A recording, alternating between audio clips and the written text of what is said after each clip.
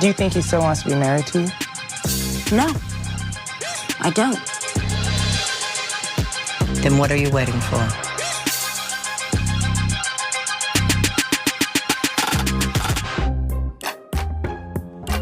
Virtual reality. Hi, I'm Danny Murphy. And I'm Evan Real. And well, Casa de Kathy was kind of like Buca de Beppo in the vibes of the lemons and everything, Evan. I don't know if you got that energy, but the energy was strong there, especially in regards to PK. I think he's a very good father. Am I correct? Wrong. Well, I didn't even make the Buca de Beppo connection, Danny, but it's so funny you say that because it really felt like Dorit was at home and felt comfortable to talk the most amount of about PK. He would disappear and be gone for weeks and weeks without even calling the kids. Oh, she kind of just like, when they opened the lemon pasta bowl, she just opened up everything between her and PK. And that pasta looks so good. But Kathy, I got to tell you something. I hope there were seconds because it was a tiny portion. Liz, lemon pasta. Oh my goodness. Where's the fresh sage? I know, yeah, the portion was really tiny, and she was upset that there was a garnish missing. What was the garnish that was missing? Sage, I think.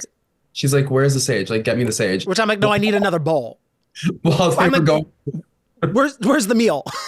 Yeah, no, truly, yeah, that would definitely look like an appetizer. It looked like something she would put on top of the baked potato with the caviar, like just a little topping, not an actual entree. Okay, but yeah, a lot of this went on where after she retailed her 23andMe energy, which, you know, Kathy's gonna Kathy, Dorit really opened up about how PK is a terrible father and like is being much ruder to her than she's let on this far. He just I'm wrote the this girl that wants to know. really angry, horrible note. What? What's in it? What did it say? Just finances, and I'm going to stop paying this, and you're going to be liable for this. And Where so, are we going with this? Yeah, I mean, look, like as Vicky Gunvalson would say, the gloves are off. It was like Kathy was trying to, I felt like Kathy was trying to give her a layup. Like, you're talking about how shitty your life is, how terrible things with PK are, but at least he's a good father. And Dorit was like, well, actually, not really. And decided to be truthful. And it seems like, you know, according to Dorit, she had not been truthful about her relationship with PK and maybe how he was as a parent throughout the last several years of their relationship. I don't know. I can only imagine how PK felt when he saw that. But also, if that's the truth, you know, it's time for him to maybe see an accountability coach. And also, Andrea Bocelli, it's time to say goodbye. They got to stop hoping to get back together if this is as awful as it has been. You know what I mean? Where I'm kind of like, what? It's sort of Erica, where I feel like, I know she did the Bet It All on Blonde spinoff. I think I do need her to have a docuseries helping every Bravo celebrity going through a divorce get a divorce. Because she's pro bono. When she was like, oh, this law, boom, boom, I need her to go to Stacey. I think Ashley's good by now. I need her to go to Dorit.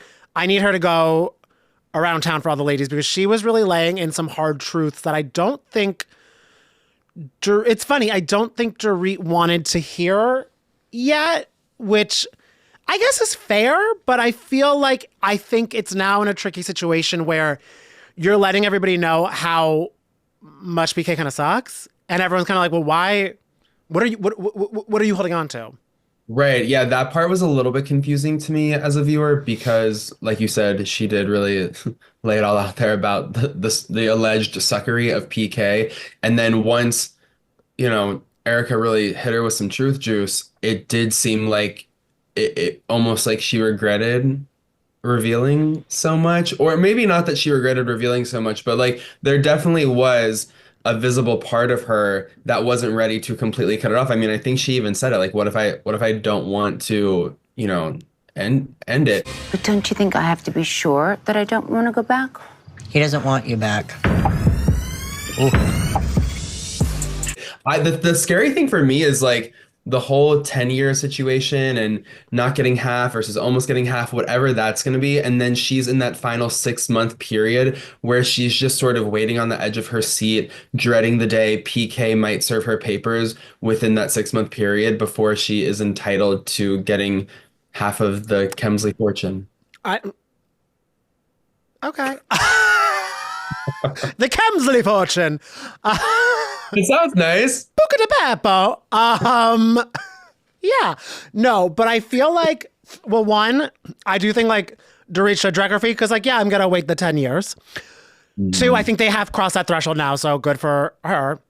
But I think also it's a funny thing where maybe her issue with Kyle is kind of like the reverse of her benefit with Erica and Bose, because I think her thing with Kyle is like, she felt Kyle like half listened to her a lot and maybe didn't like fully dive in versus Dorit saying all these things. And instead of having a Kyle person like, relationships are hard, it's Bose and Erica like, babe, don't be a fool. Like, we're now activating you to be activated and make a change in your life. Then maybe Dorit's like, oh, I kind of just wanted to vent and I didn't want to like, I'm not ready to see a lawyer yet. And Erica, I feel like probably sent her 5 lawyers after that dinner.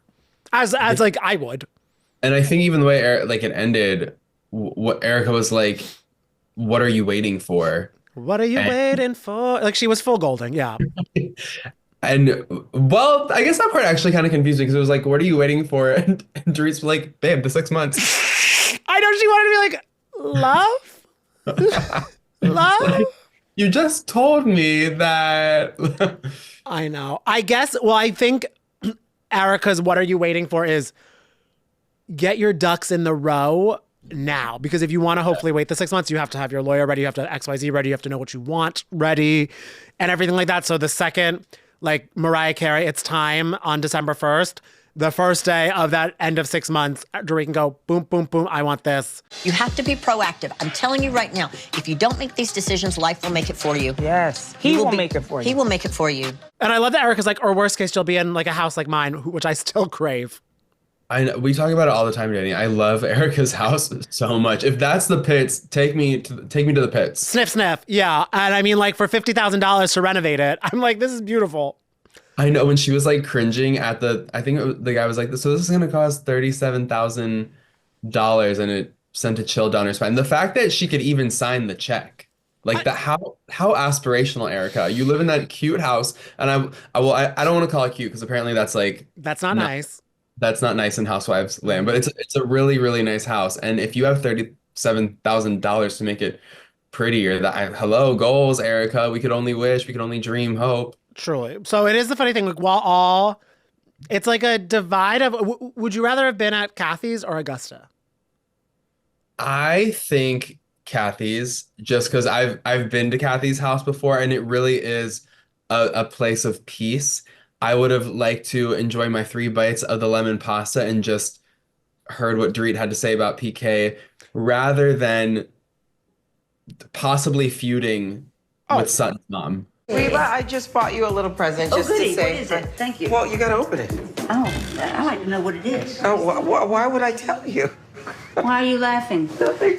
Is this a trick? Is it No, I would never do a that. snake in here? Oh. She is so scary. Terrifying. And then when she was like, where's my house? Right behind you.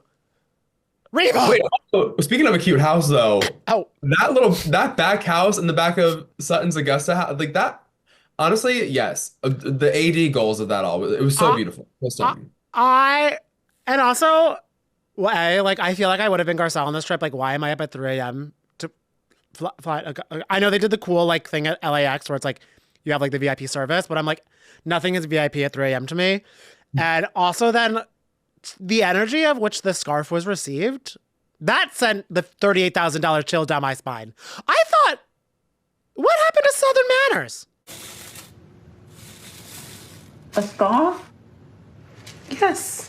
Okay. You're welcome.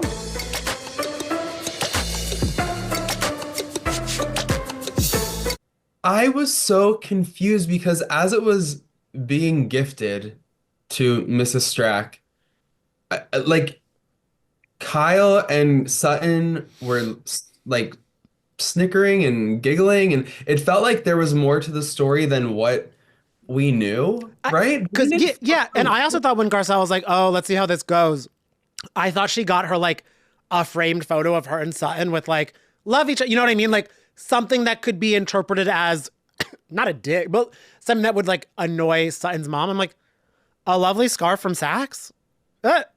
I was so confused, but the fact that she didn't seem to appreciate the scar, I don't know. Yeah, I would much rather be in Beverly Hills with Kathy and the girls. But I don't know. What did you think of Sutton only inviting Garcelle and Kyle? Because it seemed like Erica was a little bit perturbed by not scoring an invite, especially because she's a fellow Georgia girl. Yeah. Well, I feel I guess like she wouldn't have invited Dorit and Bose. And I think honestly, she didn't want it to seem like it's that weird thing where it's like, if she invited Erica, then it would really be like, well, now there's sides versus like, well, I'm bringing Garcelle, my bestie. And Kyle just went to a gun range, so she can come too. So I feel it was kind of better than like having it be more of like, well, this is a cast, because it was less of like, this is a cast trip and you weren't invited. So like no one could be the Heather Gay in the Bronwyn situation. You know what I mean? So that part I kind of liked. And also, Dorit and Bose didn't want to go to Georgia. So I think they were just fine. And Erica, I don't know if you wanted to go on this trip to Georgia. You mentioned the gun range. We have to talk about the gun range And meeting. the canned soup. You know what I do is I eat a lot of soups, like canned soups. Canned soups? Yeah, just throw them in, little tomato, whatever. When the canned soup, oh my God, that was literally the saddest scene I've ever seen play out on The Real Housewives of Beverly Hills. I don't know, the gun range just felt kind of icky to me. It felt unsafe. It felt like I understood where Kyle was coming from. She went through the burglary. She wants to keep herself safe now that she is all alone in her big Encino mansion. I can understand that, but I don't know, just the shooting guns and then the gunshots we kept hearing in the background as she and Mo were talking about condos and canned soup. Which I don't know. It felt very it was giving Duck Dynasty. It was giving Duck Dynasty. Nice and smooth.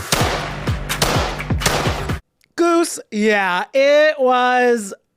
I am like almost like, wow, the Kyle like 8 years ago to see this Kyle. I feel there would be levels of pride in what happened. Like a didn't we almost have it all moment, almost maybe, but who knows? And I think there were levels. One of the saddest levels to it was I feel Kyle's kind of looking at Mauricio's like canned soup bachelor pad with a level of jealousy because she's like, I want to start my life over. I know she was like, canned soup in your condo. At least that's new. I know. I'm like, she's sitting there hosing the German Shepherds down for the 20th time of the day. Like, I mean, I do feel bad for her in that sense of that. But I thought hanging with the dogs was her fantasy. I thought she wanted to be alone in grass with the dogs and her daughter. So like, I'm like, well, maybe that's her thing. She's in a flux state where she didn't know what she wants.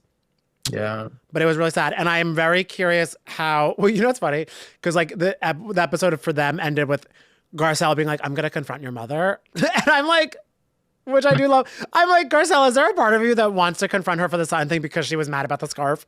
Because I would too. I'd be like, well, now she's mad at me. It feels like practice for the next Lifetime film, like confronting an irate Southern mom in a Reckoning with Reba. Yeah. Reckoning with Reba, and then I feel like somehow turns into a murder mystery. I don't know who's killing who, but I don't know how that's gonna go. But yeah, it's gonna be very curious. And kind of to your credit about how PK is responding well, I'm very curious if he's been quiet, I think, through BH so far. So I'm curious if he's gonna start Insta-storying, posting, maybe like giggly squatting, you know what I mean? I feel like he's gonna want to right some wrongs here, or right some wrongs in his opinion, you know what I mean? Like add his voice to the mix. yeah, because as the beginning part of the season rolled out, he had some strong opinions to share on social media that sort of alluded to him and Dorit being, having somewhat of a united front.